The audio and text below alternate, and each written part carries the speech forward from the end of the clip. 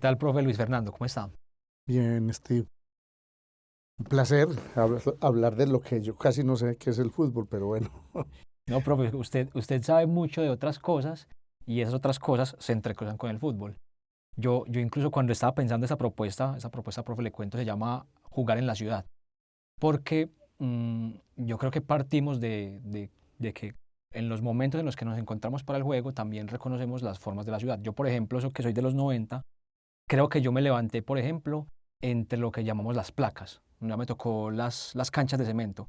Uno que otro polvorín, canchas que están arregladas ya por intervenidas y que habían pues como de tierra. Pero si uno se va a buscar canchas ahora, se encuentra con puras canchas sintéticas, cerradas, que hay que buscar el tiempo para alquilarlas. Y eso me conectó con una pasión personal, Atlético Nacional, porque resulta, profe, que el mito fundacional de Atlético Nacional está ligado justamente a un espacio de la ciudad, que son las mangas. Ese nombre tan particular Mm. que a veces desde otras regiones y otros países nos critican porque decimos las mangas para reconocer esos espacios baldíos. Y se habla de la manga de Don Pepe, un espacio que estaba ahí entre la Placita de Flores y el Teatro Pablo Tobón, más o menos para los años 30, y que si uno reconoce esos espacios que ya no están, empieza a reconocer, profe, como los espacios de la ciudad. No sé, profe, si usted de pronto no sé qué tantos mangas le tocaron o si le tocó ya las placas. No, yo realmente no fui habitante urbano, eh, fui más habitante pueblerino, pero aún así me tocaron las mangas. En mi pueblo, Supía Caldas, nosotros éramos de una calle y esa calle estaba conectada con la manga de Manuel Corrales, que era un espacio polifuncional en donde jugábamos a las arquerías y a la vez nos rodábamos con cartón. Entonces era como un hemiciclo donde teníamos esa doble acepción. En el caso de Medellín, ya cuando llegué a la universidad era más baloncesto que fútbol, porque además yo fui absolutamente pésimo jugador de fútbol. No, yo también, profe, no se preocupe que aquí reconocemos la práctica de todos, pero todos reconociendo que quisimos jugar más y entonces por eso ahora hablamos Ah, más bien de fútbol. Profe, hablemos entonces de esos espacios de la ciudad que en su momento tuvieron canchas, algunas se mantienen, pero que nos permiten ver por medio de esa transformación, pues cómo se ha transformado la ciudad, perdón. A través de ese cambio nos permiten hablar de la transformación de la ciudad. Empecemos contando, profe, que en Medellín en particular, con las ciudades capitales, es una ciudad que hace tardíamente su estadio. El estadio se hace en los 50, cuando la mayoría de los estadios de las ciudades principales están en los 30. Eso ya marca pues como una cantidad de canchas que están asociadas a otros espacios y me gustaría que tocáramos esa primera de la zona de la Placita de Flores. Más o menos en los 30 está la Manga de Don Pepe, en esa zona intermedia entre la Placita de Flores y el Teatro Pablo Tobón. Vamos a ver que luego toda esa zona ahí del eje de la Quebrada Santa Elena va a estar justamente plagada de varias canchas. sí, no, ese es parte de ese proceso que ya no es tan temprano, porque es que Medellín realmente ya su cambio como ciudad lo lleva a un cambio en la cultura física. Y ese cambio en la cultura física desde el siglo XIX, finales del XIX, es lo que llamaban el Sportman. Y así lo llamaban. Cuando llega la bicicleta, cuando llegan los primeros espacios urbanos de recreación y juego, pero que están asociados con la gimnasia como un ejercicio físico y educar el cuerpo. Pero desde muy temprano, a veces no está registrado en la historia urbana y en ningún texto lo que se llamaba el frontón highlight, que fue el primer hipódromo, pero que también se utilizó como cancha. La que usted conoce, la famosa manga de los belgas, que tenía que ver un poco con el tranvía de sangre, el tranvía de mulas, que es donde queda el hospital San Vicente de Paúl actualmente, que fue un lugar donde se comenzó a jugar fútbol y los primeros campeonatos en Medellín, pero que además tiene una particularidad, esa cancha, es que allí fue el primer proyecto de estadio o stadium, como lo llamaban en su momento, y que va a desenvolver y va a desencadenar los procesos posteriores de la cancha en el otro lado del río. Pero ahí, en esa parte, en las expansiones urbanas. En la cancha de Don Pepe hay que tener una consideración, es que en realidad era un territorio después del Mercado de Oriente que fracasa, que hoy llamamos Placita de Flores, pero en que en realidad fue el Mercado de Oriente, que fracasa, y a raíz de que fracasa se va convirtiendo en un espacio multiusos de acuerdo con las necesidades de la administración. Y entre esos multiusos está inspección de policía, por un lado, por el otro, escuelas, por otro lado, lugar para enseñanza de mujeres y de control de mujeres, dispositivo de control. Pero asociados a las escuelas están las actividades recreativas, y ahí es donde se deriva hacia la cancha. Es decir, las escuelas asociadas a lo que después se llamó la Héctor Abad Gómez, República de Brasil, etcétera, etcétera, que hoy todavía existe pues el lugar, pero con otra arquitectura. Profe, y usted ahí ya se me adelantó con una de las otras canchas que vamos a revisar y empecemos también a tocar eso porque creo que incluso esas canchas empiezan a hablar de un cambio de prácticas y también la popularización de esas prácticas. Porque en principio, usted ya menciona la cancha de los belga, esa es como, digamos, la principal referencia que se habla del inicio del fútbol organizado en Medellín con el equipo del Sporting, justamente cuando el fútbol todavía era práctica de las élites de la ciudad. Ahí estamos en un primer escenario, usted ya me mencionó ese equipo, también hay el surgimiento del Medellín Fútbol Club como parte de las élites también de la ciudad. Ahora veamos otro espacio, profe, que también es muy emblemático, justamente ligado a estos equipos y es el Bosque de la Independencia. Sí, acordémonos que el Bosque de la Independencia normalmente se piensa como la independencia de Colombia, eso no es cierto. Eso se celebra es por la independencia de Antioquia, y por eso no es en el centenarismo de 1910, sino de 1903. Y acordémonos también de que eso era más que un bosque, era un pedrero, una manga llena de piedras por fenómenos geomorfológicos que cambia su aspecto paisajístico. Y en ese cambio de su aspecto paisajístico y el diseño que hace Enrique Olarte, que es el primer espacio urbano como un jardín inglés, incluye esa idea del sportman que está ocurriendo, que va desde los juegos recreativos en el lago hasta las canchas de tenis y otros espacios que se dedican a ese juego de fútbol. Pero además está, como aparecen muchas fotos, las carreras de hípica, que ya se habían cerrado, pero que se convierten en este escenario en un lugar fundamental. El Bosque de la Independencia es el primer escenario suburbano en una ciudad que ya cambió el tiempo no solo del ejercicio, sino el tiempo de la fábrica y el tiempo del descanso. Ya ni siquiera es una recreación en sí misma, sino esa idea de que el tiempo medible bajo el reloj de la fábrica y la necesidad del tiempo para los obreros que ya se incorpora en el espacio urbano que antes no había ocurrido. Y por eso, profe, es tan importante, digamos, como que viendo estos espacios, hablando de fútbol, incluso de otros fenómenos, también ligarnos a la participación de varios actores. Ahí ya tenemos ese tándem tan particular en Medellín de la empresa privada, del Estado, de la iglesia, y por eso entonces también le quería mostrar esta de la cancha de Miraflores, profe. Lo que tú dices, hay una serie de instituciones que les interesa. La institución fábrica le interesaba el tiempo de recreación de los trabajadores, pero la institución educación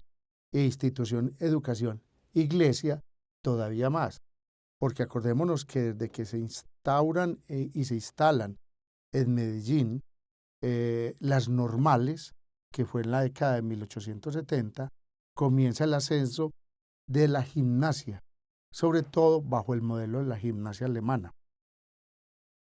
Los jesuitas son pioneros en adoptar esa educación. Y en Miraflores, en la cancha de Miraflores, juega un papel muy fundamental. Dos elementos que son claves de los jesuitas: la higiene del cuerpo y el ejercicio físico del cuerpo van de la mano. Y entonces por eso ellos en el claustro instalan el primer ariete para las primeras duchas, pero también las primeras canchas como ejercicio físico y de recreación, y sobre todo de control, como un dispositivo de control del cuerpo y la mente de los estudiantes para ir educándolos de mejor manera. Miraflores se convierte en un lugar de encuentro y referencia. Además es el primer espacio urbano que adopta el tema de la tribuna, porque en la cancha de los belgas era la delimitación, pero no había ninguna obra física. Aquí ya hay una tribuna. Esa tribuna implicó un trabajo de unos muros de contención en piedra, un trabajo de barandas en madera, etcétera, que determina un primer escenario intervenido con una cierta arquitectura. Y que también yo creo, profe, de las canchas que vamos a revisar, es la única que se mantiene, pero que también, volvemos, hoy es una cancha sintética y que también está en ese proceso de transformación por medio de las figuras de los proyectos urbanos integrales, que hoy genera esas unidades deportivas. Hoy tenemos la ciudad llena de unidades deportivas a través de esa figura. Entonces también creo que en la cancha de Miraflores, como que en esa larga transformación, habla mucho de la ciudad. Sí, yo creo que es un lugar de, pues, hablar casi que el término del lugar de memoria. Esos lugares de memoria, ahí es un lugar de memoria, porque no solo porque eso era de un viejo rico que todo el mundo recuerda con la anécdota del primer automóvil, que es Amador, Coriolano Amador, fue su finca, pero que se entrega, aunque en realidad no es Coriolano, es esa visión heteropatriarcal, porque en realidad eso era de Lorenza Uribe, su esposa. Y además que tenía el kiosco, y hoy hay espacios que todavía se acuerdan de él. Pero esa cancha es un lugar de memoria trascendental en la ciudad de Medellín.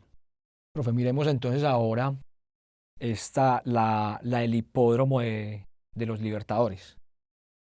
Sí, Libertadores es muy, muy clave, porque tiene esos escenarios múltiples, porque no solo implicó la adecuación de tribunas para las competencias hípicas, pero también a veces se les olvida que fue canódromo para las carreras de perros.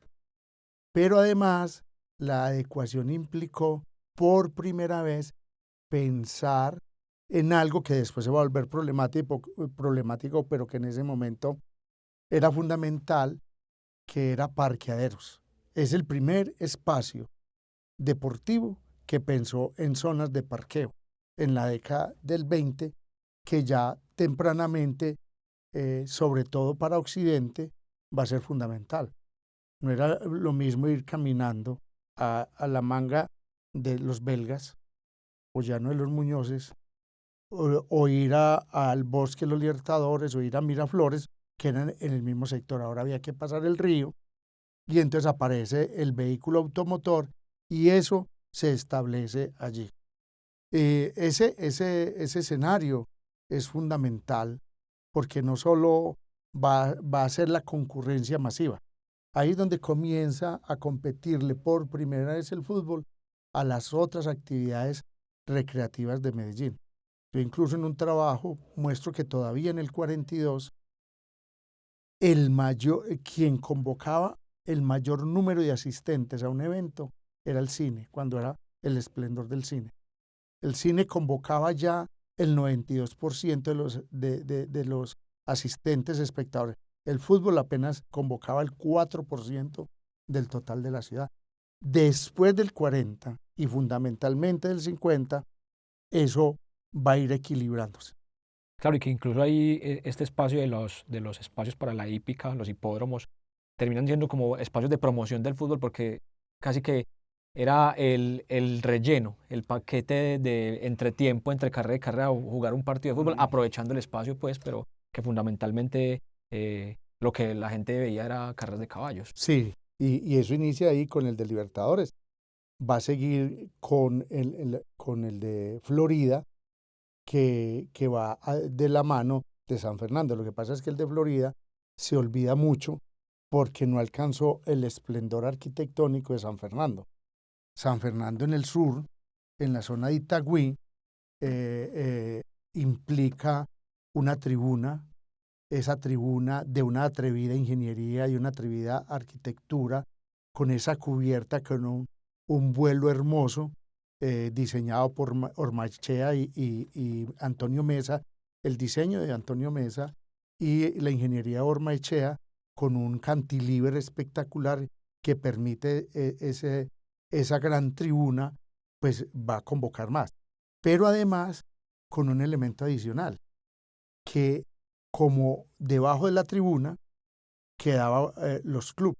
El club era una zona para, después de los partidos o en entretiempos y demás, el de las carreras, orquesta y bar.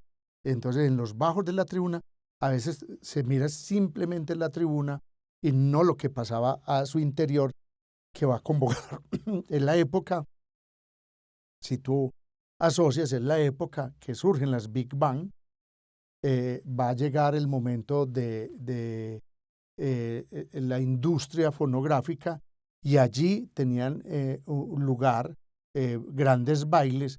Entonces todo el fútbol, la hípica y el baile concurren en este estadio de San Fernando en Itagüí. Profe, ahí revisamos unas canchas apenas, no solamente unos espacios, porque quedan todas las canchas de las fábricas, quedan las canchas barriales.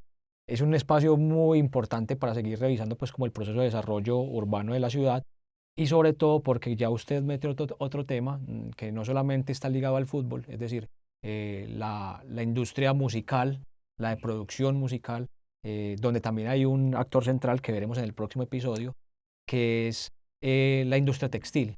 La industria Ujú. textil apoyando diferentes formas o diferentes prácticas, entre esas el deporte, y que para eso también explicamos justamente la existencia, la transformación de Atlético Nacional, cuando en este mito fundacional pasa primero de Unión Fútbol Club, los muchachos del barrio Boston jugando en la manga de Don Pepe, a pasar a Unión Indulana, cuando la industria textil empieza a hablar, a promocionar el deporte, e incluso después Fabricato cuando pasa a ser el municipal, el Atlético Municipal. Nos quedamos ahí, profe, con un pequeño comentario a través de lo que sería luego la construcción del estadio Atanasio Girardot en los 50, 53, Ujú. eh, y esa explosión que es el crecimiento urbano hacia la otra banda de la ciudad. Sí, es muy importante lo que tú has señalado.